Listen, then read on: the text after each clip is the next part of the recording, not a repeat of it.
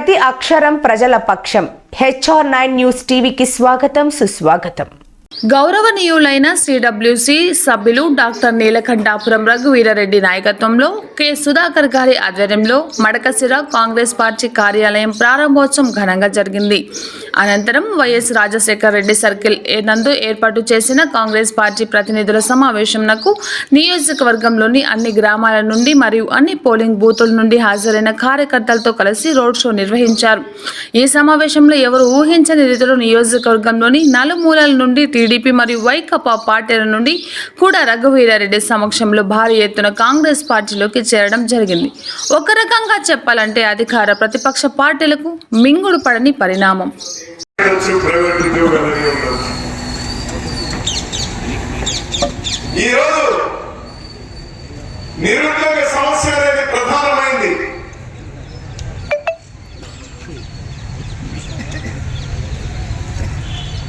నాకు ఇన్ని సంబంధాలు ఉండే, ఇక్కడి నుంచి ఢిల్లీ వరకు నాకు సంబంధాలు నాకు తెలిసిన వాళ్ళు ఉండే, నా చేతే కావడం లేదే.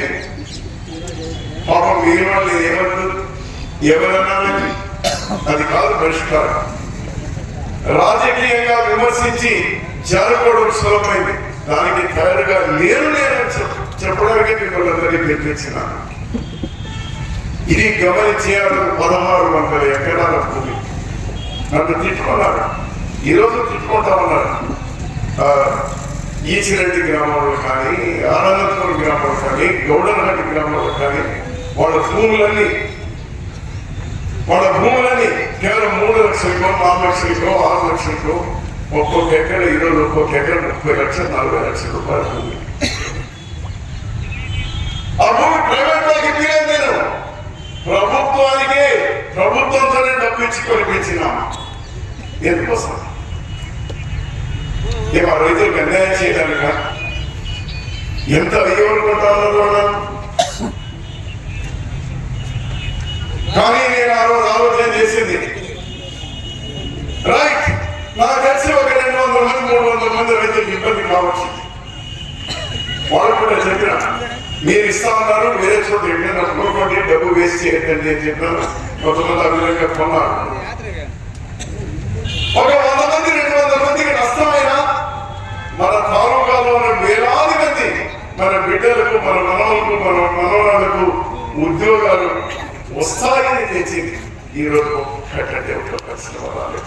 నేను ఎవరిని విమర్శించడానికి నేర్చుకోలేదు. నేను ఇక్కడ కానీ 10 ఏళ్ళుగా ఒక్క పరిశ్రమ రాలేదు, ఒక్క ఉద్యోగం రాలేదు, ఒక్క కంపెనీ రాలేదు, ఒక్క ఫ్యాక్టరీ రాలేదు. మా ఊరికి రోడ్ లేదు. రాజ్యపల్లికి కారణాలు కూడా చెప్పాల్సిమా? వాళ్ళు అడ్డుకున్నారు కాబట్టి చేయకుండా పోయినారని నేను కారణం వెతుక్కోవడానికి రెడీగా లేను. నేను పుట్టింది నీలకంఠాపురం, పెరిగింది నీలకంఠాపురం, సత్య వరకు ఉండేది నీలకంఠాపురం.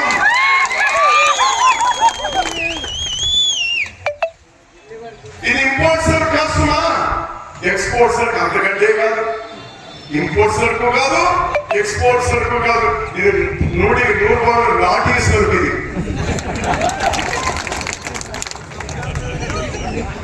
100% నాటీ సరుకు. ఇది అందుకోసమే చెప్తా ఉన్నాను, ఇదేదో ప్రజలు మొక్క పెట్టడానికో ఇంకోటి చేయడానికో కాదు. ఒకవేళ నేను మాట్లాడిన దాని మీద ఎవరైనా విమర్శలు చేస్తే దాని గురించి ఏమైనా పట్టించుకోకండి. ప్రజలకు చెప్పండి. ఎందుకు అడుగుతా ఉన్నాను ఈరోజు నేను? రైల్వే లైన్ ఎన్ని రోజులు పూర్తి చేస్తాం? ఎన్ని రోజుల్లో? 6 నెలలు. హందీలో నీళ్ళు చెరువుల కింద ఎన్ని రోజుల్లో పొందేస్తాం?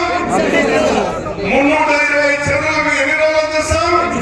2 సంవత్సరాల్లో. శ్రీరామరెడ్డి తాగునీళ్ళు ప్రతి ఇంటికి ప్రతిరోజు కొడాయి ద్వారా ఎన్ని రోజుల్లో సరి చేస్తాం? 2 ఏళ్లలో అది కూడా చేస్తాం. మన మనసులో మన బిడ్డలు, చదువుకున్న బిడ్డలందరికీ కూడా అది అమ్మాయిలు కానీ ఉద్యోగాలు ఫ్యాక్టరీలు తెచ్చి కంపెనీలు తెచ్చి అది ప్రభుత్వం నుంచి తెస్తాను ప్రైవేట్ నుంచి తెస్తాను ఎన్ని రోజుల లోపల ఆ పరిశ్రమలన్నీ పూర్తి చేస్తాము 5 ఏళ్లలో నిజాయితీగా మాట్లాడడం ఏది ఎన్ని రోజుల్లో సాధ్యమవుతుందో మనకు తెలుసు కాబట్టి మిగిలిన పాపం వెతుక్కోవాలి మనం వెతుక్కునే కానీ అవే వెతుక్కొని మన దగ్గరికి వస్తాం